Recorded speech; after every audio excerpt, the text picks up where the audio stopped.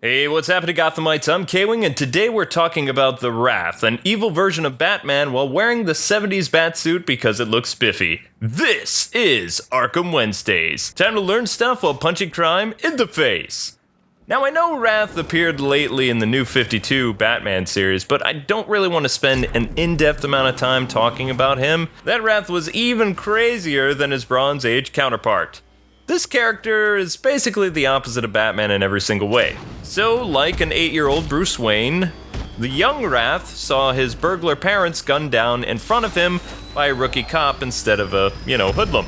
But more on that a bit later. The young child then dedicated his life to killing police officers. Similar to another bat foe, Prometheus perhaps? Wrath becomes one of the world's best assassins and, like Batman, travels the world to better himself, learning every type of martial arts that's available to him, and detective stalking skills to hunt down the upholders of the law.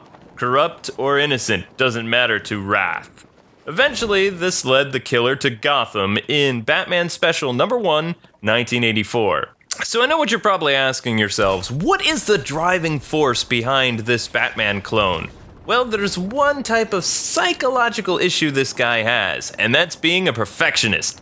This guy is perfectionism to the T. He has to shoot his target square in the heart so it looks perfect. He has to copy Batman's gimmick to the T, utility belt, really gaudy costume, a car, and gadgets. Also, his suit is purple for reasons. Must be his favorite color or something. He never really says. He also likes to, stand on rooftops and follow people just like Batman. For years, this guy has perfected his craft and always got his man or woman. It was time to return to Gotham and make a killing. And see what I did there? Because he kills, yeah. So after accepting a job from Miss Gail Hudson, who's a retired mob heiress, which I guess mob heiresses can retire, she basically wants revenge for her father being, done in. Also, the two kind of hit it off and have this weird romance, So, Batman's doppelganger also has his own mission, and no, it's not to pick up one of those newfangled stereos. I believe they're called boomboxes. Oh yeah, I'm hip to that jive, son. Wrath basically plans on exacting revenge on Commissioner Gordon for murdering his parents 20-some years ago. This basically puts him at odds against the Bat of Gotham, who's kind of like Jim's bestie. Somehow Wrath learns also who Batman is during their little skirmishes, and then attacks those closest to him, like Alfred and Leslie Tompkins. Batman's butler almost dies too, and Jim is shot pretty bad, though he survives, mostly. But when Wrath messes with the surrogate mother, Batman goes all out. See, Wrath gets sloppy, and villains tend to when they think they're winning. Even his lady friend could see how his perfectionism would eventually be his downfall. Because let's face it, this guy was, a little crazy. During the final battle against Batman on the roofs, where else, Wrath's utility belt basically explodes, causing a massive fire. Taking advantage of Wrath's panic, because, fire scares everybody, Batman kind of meanly tosses the villain into the fire. Now remember, this is Bronze Age, 70s/80s Batman. He kind of doesn't kill people, but he doesn't really save them either. So dazed by, being put on fire, Wrath tries to stop, drop, and roll, except while he thought he was doing well, apparently he plunged off the roof to his death. While a wounded Gordon basically looks on as like, oh, facepalm. Batman almost lost this encounter, and after the Crisis stories, this caper, like with the Reaper, is kind of placed early in his career because he's kind of noobish, since, he sucks at being a masked hero. End of story, right? Was this really the last of Gotham's Wrath? Not by a long shot. Though, to be honest, it took until 2008 for the story to come full circle in Batman Confidential issues 13 through 16. A 4-issue miniseries, which kind of recons a bunch of stuff and places Wrath's first battle instead of after Dick goes to college. It's actually during his first year as Robin, so he's not really around because Batman sent him away to some camp or something like that, like sidekick camp. I don't really know. But during this and other dangerous cases, Robin's not around a lot. Yeah, because dealing with clowns and costume criminals is definitely considered safer. Bat parenting, right? Anyway, once Grayson returned home, both Alfred and Batman kept the truth from him. Because, they didn't want to worry him, I guess. They basically explained that Alfred took a bad tumble down the stairs instead of having his face, redecorated by the Wrath. The Boy Wonder believed them, and life returned to normal for people who wear cosplay and jump off rooftops. Fast forward to Nightwing Year 1, so before Jason enters the picture, a cop is killed by someone who looks like Batman. Bruce is shocked, considering, he's been home all day going over old crime files on his computer. Then out of nowhere, a chipper Nightwing shows up and asks for his sandwich back.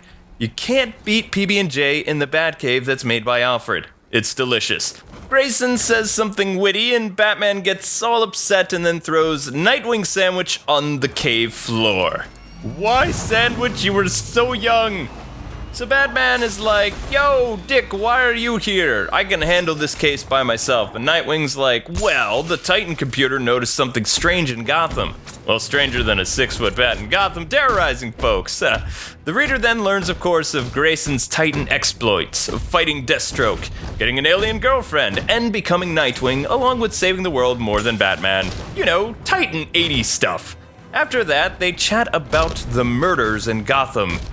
Batman says, I don't need your help, Robin, and Dick is like, Earth to Batman, I'm Nightwing now, pal. I'm following my own leads, and you're not my boss anymore. So can I have my sandwich back? Oh wait, that's right, you ruined it! So yeah, there were also some other slight tweaks to the canon, like Gordon shooting an undercover, corrupt police officer and his wife, who were kind of skipping out of paying the rent, and, Gordon found them. And, well, chaos. The undercover cop basically drew his gun and shot Jim. Jim fired back and accidentally killed the guy in self-defense. It's kind of hard to aim straight when you have a hole, in your chest. Man's wife then picked up the gun and shot at Gordo, hit him in the shoulder, and Jim dropped her between the eyes. It's a crack shot. Gotta give it to that young rookie cop. Of course, an 8-year-old Wrath watched the whole thing happen in front of him, and he was traumatized and became a cop killer. So after this whole incident, the corrupt police had to do something about it, right? So back at the GCPD, then Commissioner Loeb, really hate that guy, has Jim sent to Chicago, I believe, to take the heat off him and protect the boy from being killed by Loeb, because, cops in that city would make people disappear, just like Penguin or any other mobster. Even with all this, new insight, Wrath still dedicates his life to killing Gordon and all the cops that get in his way, to protect other criminals and their families from a similar outcome. Wrath then, I don't know why he does this, but in this retelling, he burns down the orphanage where he was staying, kills all those kids, and begins his revenge business. Okay, caught up with the changes? Okay, back to our story. I trailed off a bit, but I think we covered everything we need to. So Gotham is holding this massive police convention thing for top cops all over the world, because even cops need hobbies too, besides donut gatherings. Wrath returned to Gotham and killed a cop, and then another one, and he's basically telling Gordon, hey, guess what? I'm back and I'm gonna get you. Which, of course, freaks out Batman and Jim, because they saw the dude set on fire, and, was pretty sure that he wasn't coming back, but this is comic books, so anybody can come back. Doesn't really matter why. Bruce is actually convinced that this Wrath is a copycat killer and heads off to check on some old friends of his who may or may not be affected by Wrath coming back. Elsewhere in the old part of Gotham, once called Park Row, sits a medical clinic run by Leslie Tompkins, MD. Years ago, Wrath almost killed her, but she was saved by a guardian angel in black. Well, technically it was blue and gray, but you get what I'm going with this. It was Batman, okay? Tonight she is closing down her hospital when two hoods show up to cause problems. I don't know why, maybe because she lives in the ghetto, this stuff happens. I would think about relocating, but the fact that it's a free clinic to treat people that are homeless, it's all about location, location, location. Anyway, Miss Hudson shows up and spooks the crooks, and they leave all polite-like. Which, I guess they don't want to mess with an ex-mob daughter, and she still has benefits from that. I don't know. It's part of the story. What do you want from me? So those unlucky crooks bump into Batman on the way out, and well, he was actually kind of concerned for both ladies and says Wrath is back, which, of course, spooks them. Later that night, Miss Gal is kidnapped by Wrath, who's not happy to see her again. The very next day, Jim holds a very important press conference and urges his colleagues to return to their countries and says, the party's over, guys. Someone's knocking us off. So one captain in the audience is not too happy about this, and he's like, oh, this is nothing compared to my war-torn country. I'm not concerned about some freak in a mask. So Wrath is like, okay, I'm going to teach this guy a lesson and kill him. Though the officer actually survives the attack and reveals himself to be a ticked-off Batman. Wrath is like, I didn't see that one coming. That's kind of surprising. The two costume cronies duke it out, blow for blow, almost like they're dancing, kind of like that thing in Batman Begins, where Ra's says, this isn't a dance, this is a fight. Batman smirks and says, hey, you're much better than the original. Wrath laughs, impressive, Dark Knight, you're right. Something new has been added. You can't beat me, though, and Batman bellows, why are you after Gordon? Wrath smiles and replies, June 26, 20 years ago. This causes Batman to go more insane. Why did you say that date? I'm getting sick of this meme, but I guess it's gonna go on forever now. Thanks, Ben. Thanks so much. So Wrath then throws shurikens at Batman to, make him run away or something. And Batman is just like hot on his heels, just screaming, June 26th. I don't know about you, but if some guy in a mask came after me screaming that date, I would also run away too and probably throw throwing stars at him as well. But this doesn't really stop the wrath at all, but it does make something click in Batman's mind. This guy might actually be that Wrath, because that's the date my parents were killed. Nightwing then arrives and saves Batman, who's being kind of loony, and blasts Wrath with a glue gun, just because the Titans, have all kinds of weird gadgets in their cars and bikes for interdimensional things. Wrath chats with the former Robin for a second, but doesn't really laugh at any of Dick's puns, and so, he does the only normal thing when somebody doesn't make you laugh. You punch them with glue on your arm. This stuff gets all over Nightwing's face, and he can't breathe. So Batman shows up, and Wrath mocks him like, what are you gonna do, Dark Knight? Follow me or let your sidekick die? Ha! So typical villain banter. Batman takes out some ice spray stuff and bat punches the hardened glue off Nightwing's face. Then yells at Nightwing. He's never been the best Bat Dad, but, he cares. Batman then says, stay out of this. Then goes to see Gordon, who's on lockdown at this point because, cops have been dropping like flies in Gotham. After a, flash of lightning outside, all dramatic-like, Batman appears before Jim shouting, June 26, 20 years ago! And Jim's like, I'm gonna have a stroke now. Officers burst into the room, open fire, and the commissioner says, cease, you fools! Let him go! Because, even though you have guns, he'll hurt you really, really bad. I'm just gonna keep quoting these different movies, aren't I? I think I am. So in the Batcave, Nightwing is looking for clues on how to find Wrath. Batman, sane again, mostly, talks with Dick about the first, bad guy who called himself Wrath, and how he met Jim the night of June 26, recalling how that rookie cop, Jim, was the nicest and most caring person on the force that night, while his parents were murdered and everybody else was complete jerks. Somewhere in Gotham, Gale wakes up and talks with the new, crazier, improved Wrath. I mean, the guy has a sense of humor, though, which I appreciate. Mentioning, basically how the original wanted everything to be perfect in order for him to be a perfect copy of Batman. He would need his own Robin, and that's who this Wraith is. Which, they've already kind of spoiled the entire book, but it's supposed to be a big reveal, like, see what we did there? It's not Wraith, it's someone else. So on the outskirts of Gotham, in a mundane, simple neighborhood, Jim looks through his attic at his rookie uniform stained with blood and regret. Batman shows up again because he doesn't really care about Jim's health. Seriously, this guy's gonna need to have a pacemaker installed. He's in his mid-60s, Batman. You keep surprising him all spooky-like. Give him a break. Anyway, Gordon opens up after nearly passing out about June 26, the story of his rookie screw-up and how he killed a fellow cop in self-defense. In this continuity. Before he can tell Batman, though, Wrath 2 shows up, mocking Jimbo at gunpoint through the window. So much for that new security system that, the commissioner paid for. Those things never work when you need them to. Before you can even blink, Batman pushes Wrath out of the window and demands to know what happened to the officers outside. Which the smug criminal replies with nothing. The frightened cops then shoot at both of them. Because, I mean, who wouldn't? You have these two guys who are in a fist fight wearing costumes. They look kind of scary. I'd shoot too, ask questions later. Luckily for Batman, Nightwing shows up and saves his bacon. Again. He thanks Dick by saying, "Good job, Robin." Wrath is like, Bats, he's Nightwing now. You know, Robin's all grown up and stuff. What is Gordon, like your dad, and Nightwing your son? And Batman's like, what of it? Nightwing rushes to check out on Gordon. Wrath then smirks again and blows up Jim's house. Batman loses it like, Robin! And Wrath is just like, I give up on this guy. You know what? You ruin everything. So Wrath flees to his trap, which consists of a big machine gun aimed at Batman's head, and basically does his, whole villain banter. Hey, I know what it's like to lose a family from tragedy too. You and I aren't so different. Villain stuff. He then spills the beans about his origin, and he isn't the original Wrath. Oh, like we didn't know that except for that, reveal. He's the evil sidekick version of Robin, and a poor dresser.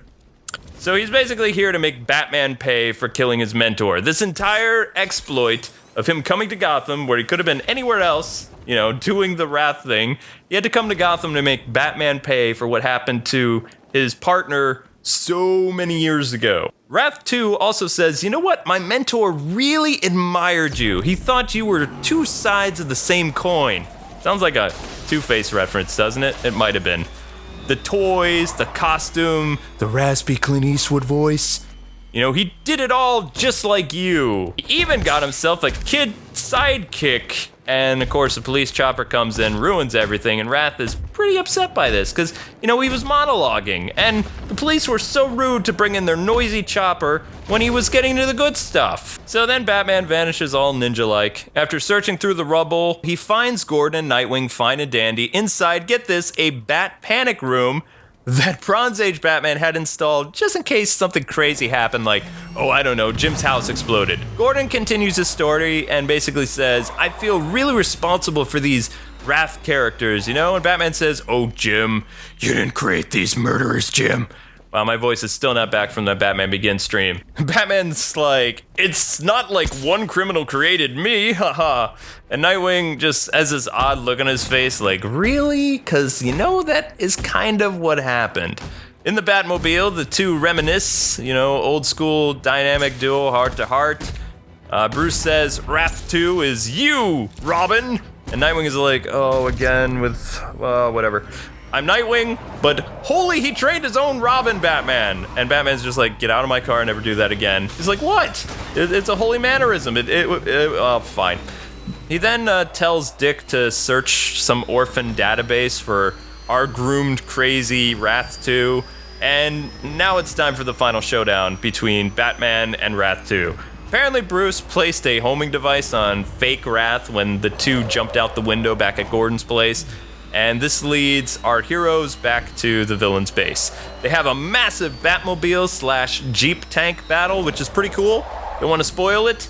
Wrath basically shoots up the Batmobile, which he says is a dire shame because it's a really nice car. And yeah, it kind of is, though it's modeled after the Adam West car, so the Adam West mobile gets kind of messed up a bit. So while Wrath is attacking Batman in his Jeep, Nightwing sneaks up behind him and they duke it out. Wrath is like, wait a second, I blew you up. And Nightwing's like, surprise, sucker, I'm still alive. And just as witty as ever. And then he's like, all right, fine, well, get this.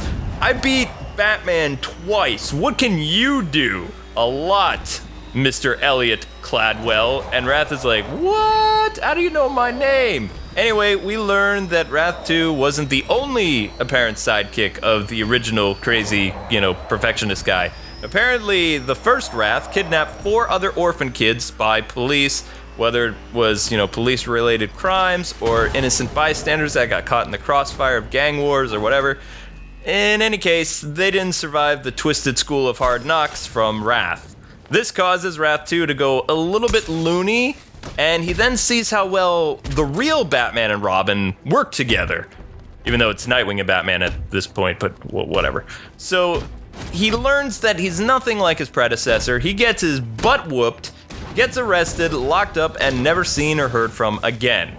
Wrath did show up in the 2004 Batman series, though, and he fought Batman and Robin, eventually learned their secret identity, tried his best to protect the criminals of Gotham, kind of like a racketeer or hired muscle or whatever you want to call it. Even had a sidekick, Robin's age, called Scorn. That's clever, right? It's kind of like retelling this story, except taking place during Robin year 1. In the end, Wrath isn't really around long enough to tell Batman's secrets. Joker catches wind of him and Scorn, and well, let's just say Batman's secrets are still that. Will Wrath ever appear again? Like I said earlier, at the very beginning of this video, I believe, Elliot appears in the New 52 version, though he's different. He's kind of like a Wrath Iron Man, sort of. He's also a billionaire crazy person who likes to murder cops still, even as a sidekick, or rather sidekicks. He kills whoever gets in his way, and if he doesn't like you. His appearance in the New 52 was very, very short. Last I heard, he was still in Blackgate. He could show up in DC Rebirth, but I don't think so. This was an adversary that worked very well for a weak, unseasoned Batman. Being completely 100% honest, this character would work very well in an Arkham Origins sequel that involved Robin, or a Batman cartoon show that's early in Batman's career, like year 2 or year 3, where Bats appears more vulnerable. It would make a cool movie too, maybe, but it doesn't really work well with an invincible like Batman that we see in the Lego Batman movies or Batman Unlimited films. And with that, we're done, ladies and gentlemen. Thanks so much for taking the time to watch. I hope you enjoyed this bare bones edition of Arkham Wednesdays. Sorry I couldn't do the Bale voice. Kind of lost it during the stream I did a few days ago. I hope you learned something new. Our next topic is, well, a secret, because I haven't really studied anything yet. And we're nowhere near No Man's Land yet, so apologies for that. Anyway, make sure you tune in same bat time, same bat channel for more bat lore. Don't forget to like, comment, and subscribe. And until next time, God bless and happy gaming, Gothamites. Happy reading. See ya.